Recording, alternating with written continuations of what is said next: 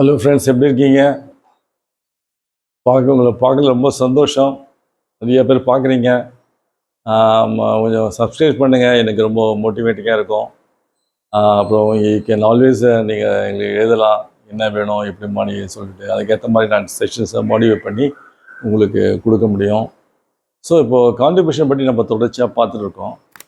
இந்த கான்ட்ரிபியூஷனில் ஒரு முக்கியமான ஒரு அம்சம் வந்து இப்போது நம்ம என்ன கான்ட்ரிபியூஷன் நிறைய நம்ம பார்த்தோம். இன்னும் எந்தெந்த வகையில் அந்த கான்ட்ரிபியூஷன் நமக்கு உபயோகமாக இருக்குது, என்னென்ன டிசிஷன் எடுக்கலாம் அப்படின்னு சொல்லிட்டு. ஸோ முக்கியமாக இந்த டிசிஷன் இந்த இதில் வந்து ப்ராடக்ட் எப்படி ஃபிக்ஸ் பண்ணுறது அப்படின்னு சொல்லி ப்ராடக்ட் எப்படி ஃபிக்ஸ் பண்ணுறது. ஆனால் இதில் ஒரே கண்டிஷன்னாக்கா இந்த ப்ராடக்டில், இந்த ரிசோர்ஸஸில், மேன் பவரில், மெஷின் ஹவர்ஸ்லாம் எந்த ஷார்ட்டேஜ் இருக்கக்கூடாது, ஸ்கேசிட்டி இருக்கக்கூடாது. அது எந்த கான்ட்ரிபியூஷன் பெர் கீ ஃபேக்டர்னு வந்துடும்.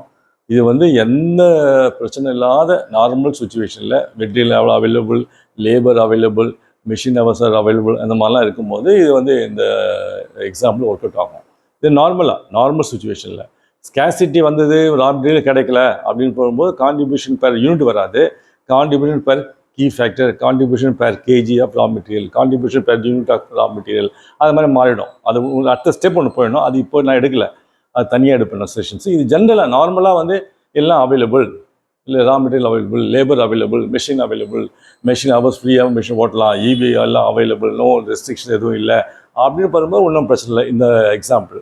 ஸோ இந்த கேஸில் பார்த்தீங்கன்னாக்கா product A and B, product A and B பார்த்தீங்கன்னா இப்போ ரெண்டு ப்ராடக்ட்டு, அந்த இப்போ ரெண்டு company A and company B. இதில் வந்து கம்பெனி ஏக்கு வந்து fixed cost 4, variable cost 6. Okay, so full cost எவ்வளோ 10. அதே மாதிரி கம்பெனி பியில் full cost fixed cost 2, variable cost 8, மொத்தம் வந்து 10 full cost, total cost. So variable cost 6, 8, fixed cost 4, 2. Okay, so contribution கண்டுபிடிக்கும். கான்ட்ரிபியூஷனில் எவ்வளோ வரும்? இப்போ வந்து கான்ட்ரிபியூஷன் நமக்கு சேல்ஸ் ப்ரைஸ் வேணும். இப்போ 3 விதமான இது சூழ்நிலை இருக்குது. சேல்ஸ் ப்ரைஸ் 10னா எப்படி, 9னா எப்படி, 7னா எப்படி, இப்போ நம்ம வந்து சூஸ் பண்ணோம். இப்போ சப்போஸ் 10 ரூபா சார்ஜ் பண்ண வச்சிங்களேன், 10 ரூபா சார்ஜ் பண்ணால் எவ்வளோ கான்ட்ரிபியூஷனு எடுத்து சொன்ன formula sales minus variable cost, 10 minus 6 = 4. ஓகேவா? அதே கம்பெனி பிக்கு சேல்ஸ் ப்ரைஸ் 10 மைனஸ் 8 எவ்வளோ? 2, கான்ட்ரிபியூஷன் 2. ஓகே, ஸோ 4 இதில் 2. ஸோ 9, சேல்ஸ் ப்ரைஸ் 9ல் சேல்ஸ் ப்ரைஸ் 9 உருப்படிக்கு 9 ரூபாய் இருந்ததுன்னா கான்ட்ரிபியூஷன் எவ்வளோ? 9 மைனஸ் 6 = 3, இங்கே 9 மைனஸ் 8 = 1. ஓகேவா? தென் இப்போது அது 7 ரூபா ஒரு உருப்படிக்கு அப்படின்னு பார்க்கும்போது கான்ட்ரிபியூஷன் எவ்வளோ? 1. ஆனால் இந்த கேஸில் இந்த பியில் வந்து 7 மைனஸ் 8, அப்போது இது நெகட்டிவ் ஆகிடுது. நெகட்டிவ் ஆகிடுதுன்னா சேல்ஸ் ப்ரைஸ் 7 ரூபா, ஆனால் வந்து உங்கள் காஸ்ட் ஆஃப் ப்ரொடக்ஷன் எவ்வளோ? வேரியபிள் காஸ்ட் எவ்வளோ? 8. ஸோ இந்த காஸ்ட் ஆஃப் ப்ரொடக்ஷன் வேரியபிள் காஸ்ட்டே கவர் ஆகலை. ஸோ அப்போ வந்து இது நெகட்டிவ். ஸோ இதில் பார்த்தீங்கன்னா இதில் எப்படி கம்பெனி என்ன பண்ணுவாங்கன்னா, இந்த கம்பெனி ஏல வந்து பார்த்தீங்கன்னா கான்ட்ரிபியூஷன் 4, ஆனால் இதில் வந்து கான்ட்ரிபியூஷன் பி. அப்போது இவங்க வந்து கான்ட்ரிபியூஷன் 4 ஆக்கிறதுக்கு company B 2 time sales increase பண்ணால் தான் அட்லீஸ்ட் இந்த ஈக்குவல்ட்டு வரும். ஸோ இதில் வந்து பாதி 4ல் இவன் பாதி company B at sales price 10ல். ரெண்டுமே சேல்ஸ் ப்ரைஸ் 9 and 10 or 9 ரெண்டுமே நாங்கள் கம்பெனி வந்து விற்கலாம். ஏன்னாக்கா அது ரெண்டுத்துலையுமே கான்ட்ரிபியூஷன் வருது. இதில் 4, இதில் 3, இதில் 2, 1, இது 2 வரும்போது. ஆனால் என்னென்னா கம்பெனி பி வந்து 10ல் விற்கும் போது எஃபெக்ட் எடுத்து சேல்ஸ் டபுள் பண்ணாதான் அட்லீஸ்ட் கான்ட்ரிபியூஷன் 4 ஆகும். ஓகே, அது ஒரு கண்டிஷன். அது 2, 10, 9 ரெண்டுமே ஓகே, கான்ட்ரிபியூஷன் வந்து நமக்கு பாசிட்டிவ். ஆனால் கான்ட்ரிபியூஷன் 7ல் வந்து இது ரொம்ப கம்மி ஆச்சுங்களா. கம்பெனி பியில் வந்து நெகட்டிவ்னா கம்பெனி வந்து சேல்ஸ் இது வரவு 7, வேரியபிள் காஸ்ட் செலவு 8. ஸோ அங்கேயே கவர் ஆகல. ஃபிக்ஸட் காஸ்ட்டை விட்டுருங்க, ஃபிக்ஸட் காஸ்ட்டை மறந்துடுங்க. ஃபிக்ஸட் காஸ்ட்டை பின்னாடி ஃபஸ்ட்டு இந்த வேரியபிள் காஸ்ட்டே கவர் ஆகலை. எவ்வளோ இது? இங்கே 7, இது 8. ஸோ இந்த 7க்கு வந்து விற்றான்னா இந்த கம்பெனி சீக்கிரம் திவால் ஆகிடும். கேஷ் லாஸ் வந்துடும், கேஷ் வெளியில் போய்ட்டுருங்க. எப்படி? ஏன்னாக்கா எவ்வளோ பண்ணுறீங்க? 8 ரூபா செலவு பண்ணீங்க கச்சா பொருளுக்கு, ரா மெட்டீரியலுக்கு, இதுக்கெல்லாம் வேரியபிள் காஸ்ட் இதெல்லாம். ஆனால் வந்து வரவு எவ்வளோ? 7. ஸோ ஏன்னா கை விட்டு எவ்வளோ போவோம்? 1. கையை விட்டு 1 போவோம். ஸோ இப்போ விற்க 1 4 ஆகும், 4 8 ஆகும், 8 12 ஆகும். விற்க லாஸ் அதிகம். பிகாஸ் கான்ட்ரிபியூஷன் வந்து இங்கே நெகட்டிவ். ஏன் நெகட்டிவ்னா வேரியபிள் காஸ்ட்டே கவர் ஆகலை. ஃபிக்ஸட் காஸ்ட் போக வேணாம், வேரியபிள் காஸ்ட்டே கவர் ஆகலை. அப்போ இது சீக்கிரம் போனால் கேஷ் லாஸும் வந்து முடிஞ்சிடும். கேஷ் அப்புறம் கம்பெனி திவால் ஆகி க்ளோஸ் பண்ணி விட்டுடும். ஆனால் நெகட்டிவில் பாசிட்டிவ் இருந்ததுனாக்கா ஒரு ஹோப். பாசிட்டிவ் கான்ட்ரிபியூஷன் பாசிட்டிவ் வந்தால் ஹோப் இருக்குது. ஏன் எப்படி ஹோப்பு? வேரியபிள் காஸ்ட் கவர் ஆகிடுச்சு. ஃபிக்ஸடு கான்ட்ரிபியூஷன் பாசிட்டிவ் தானே அர்த்தம். இங்கே பாருங்கள் 10 இருக்குது, இங்கே வந்து 8 கவர் ஆகிடுச்சு. மீதி எவ்வளோ இருக்குது? கான்ட்ரிபியூஷன் 2. ஸோ 2 கவர் ஆகிடுச்சு. அட்லீஸ்ட்டு 2 கவர் ஆகிடுச்சு. இப்போ 2 வந்து கான்ட்ரிபியூஷனு. அது கான்ட்ரிபியூஷன் 2ல் 2 ஃபிக்ஸட் காஸ்ட் போச்சு. இங்கே ப்ராஃபிட் ஜீரோ. ஆனால் என்னன்னா இப்போ விற்க ப்ராஃபிட் கூட வரும். ஸோ கான்ட்ரிபியூஷன் நமக்கு பாசிட்டிவாக இருக்கணும், கான்ட்ரிபியூஷன் நெகட்டிவ் இருக்கக்கூடாது. கான்ட்ரிபியூஷன் பாசிட்டிவ் தான். ஏன்னாக்கா கான்ட்ரிபியூட் பாசிட்டிவ் என்ன அர்த்தம்? வேரியபிள் காஸ்ட் கவர் ஆகிடுச்சு, அதுலேயே ஃபிக்ஸட் காஸ்ட் தான். ஸோ ஃபிக்ஸட் காஸ்ட் எவ்வளோ கவர் ஆகுது? ஒரு 30% கவர் ஆகுதுன்னு வச்சுங்களேன். 30% கவர் ஆகுது. போக வால்யூம் இன்க்ரீஸ் பண்ணி ஓரளவு சேல்ஸ் ப்ரைஸை கொஞ்சம் இன்க்ரீஸ் பண்ணிங்கனாக்கா ஃபிக்ஸட் காஸ்ட்டை கவர் பண்ணிடலாம் அண்ட் ஸ்லோலி ப்ராஃபிட்டை பண்ணலாம். அந்த பிகினர்ஸ்க்கு எடுத்த உடனே உங்களுக்கு லாபம் வராது. இல்லைக்கா மார்க்கெட்டிங் நிறையா பண்ணி ஆகணும். சேல்ஸ் ப்ரைஸ் எடுத்த உடனே நீங்கள் நினைக்காமலாம் விற்க முடியாது. அதுக்கேற்ற மாதிரி மார்க்கெட்டில் புது இடத்துலாம் போகணும், சேல்ஸ் இன்க்ரீஸ் பண்ணணும். இப்போ என்ன பண்ணோம்? சேல்ஸ் ப்ரைஸை இன்க்ரீஸ் பண்ணலாம், சேல்ஸ் வால்யூம் இன்க்ரீஸ் பண்ணணும். உங்கள் கடை யாருன்னு தெரியாது, எப்படி வந்து வாங்குவாங்க? ஸோ இனிஷியலாக வந்து இந்த மாதிரி வரும்போது நீங்கள் உடனே முன்னாடி அப்படியே மனசு விட்டுறக்கூடாது. ஐயோ நஷ்டம் வந்துச்சு சார். நஷ்டம் எப்போ வரவாங்கன்னா வேரியபிள் காஸ்ட் மட்டும் அட்லீஸ்ட் வேரியபிள் காஸ்ட் கவர் ஆகிடுச்சா சந்தோஷப்படுங்க.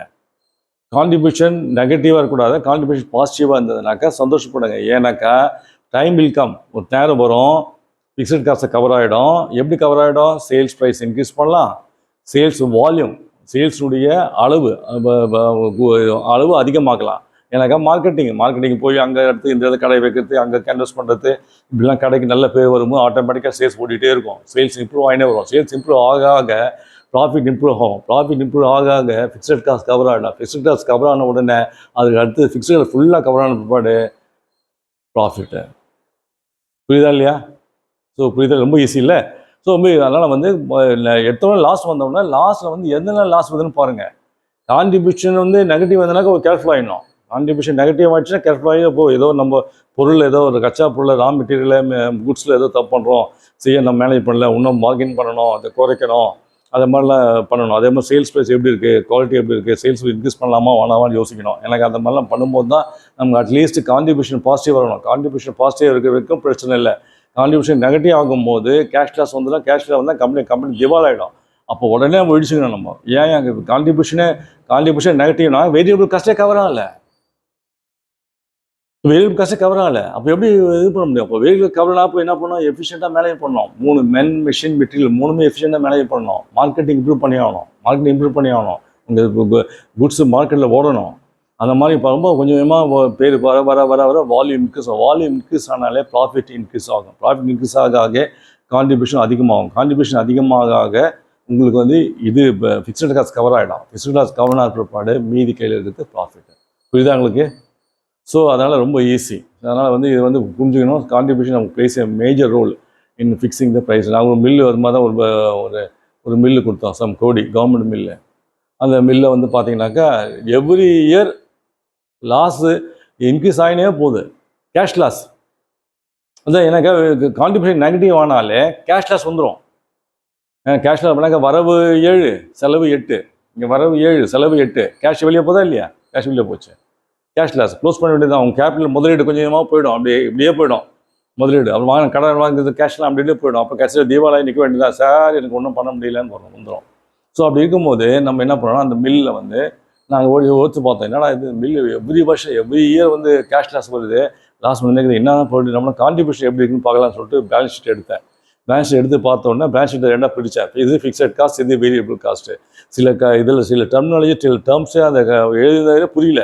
இதுக்கு வேரியபிள் காஸ்ட்டாக ஃபிக்ஸட் காஸ்ட்னு தெரியல. அப்புறம் கம்பெனி கேட்டேன், இதெல்லாம் ஃபிக்ஸட் சார், இது ஃபிக்ஸட் வேரியபிள்னு சொன்னால் எல்லாத்தையும் கைடன்ஸாக வாங்கிட்டு கட்சி பிரிச்சு பார்த்தா அந்த அவ்வளோ பெரிய கம்பெனி பில்லு கோடிக்கணக்கில் கொடுத்தோம்.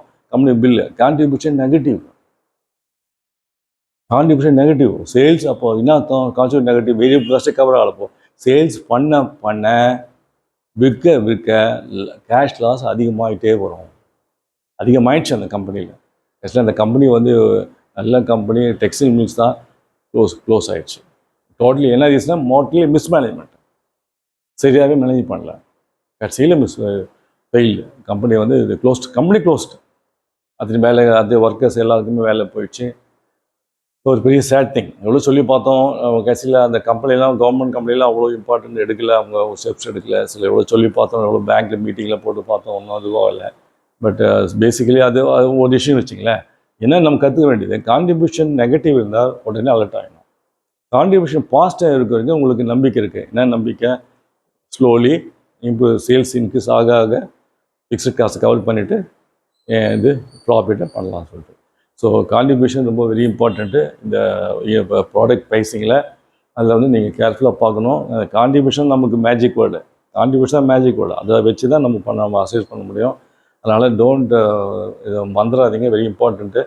ஸோ ஃபாலோ பண்ணுங்கள். இதெல்லாம் சிம்பிள், யார் வேணால் புரியும். நீங்கள் அதுக்கு மட்டும் எம்காம் எம்பிஏ பண்ண அவசியமே கிடையாது. நான் உங்களுக்கு புரிகிற மாதிரி சொல்கிறேன் அதெல்லாம். ஸோ நீங்கள் எனிபடி யார் வேணால் புரிஞ்சுக்கலாம் அந்த விஷயத்தை. ஃபஸ்ட்டு அந்த எங்களுடைய சீரிஸ் பிரேக் ஒன் பாயிண்ட் சீரியலில் ஃபஸ்ட்டியாக பார்த்தீங்கன்னா செஷன்ஸில் வீடியோவில் உங்களுக்கு பஸ் ஃபாலோ பண்ணி எல்லாம் கரெக்டாக சொல்லி வந்துட்டுருக்கேன். அது அப்படியே பார்த்தீங்கன்னா உங்களுக்கு ஈஸியாக நீங்கள் புரிஞ்சிக்கலாம். யூ கேன் பி சக்ஸஸ்ஃபுல்லாக என்டர்பிரனர் இருக்கலாம், ஒன்றும் பிரச்சனை இல்லை. இதெல்லாம் நிறைய பேருக்கு தெரியும். அந்த லாஸ்ட் டைம் ட்ரெயினிங் சொன்னேன் சார், இதெல்லாம் தெரியாது போச்சு சார், தெரிஞ்சுருந்தால் நான் எவ்வளோ நஷ்டத்தை அவாய்ட் பண்ணியிருப்பேன் சார் அப்படின்னு சொன்னாங்க. அதனால் இது வெரி இம்பார்ட்டண்ட்டு. அதுக்கு அடுத்த செஷன்ஸ் வர 2-3 செஷன் கழிச்சு இந்த கான்ட்ரிபியூஷன் எப்படி இன்க்ரீஸ் பண்ணணும், எப்படி இம்ப்ரூவ் பண்ணணும், தனி ஒரு வீடியோ போட்டிருக்கேன். அதை மிஸ் பண்ணாத பாருங்கள், உங்களுக்கு ரொம்ப யூஸ்ஃபுல்லாக இருக்கும். ஸோ உங்களுக்கு எல்லாம் புரிஞ்சுக்குன்னு நினைக்கிறேன். நம்ம நெக்ஸ்ட் செஷனில் மீட் பண்ண வரைக்கும் friends, all the best, take care, God bless you. Thank you.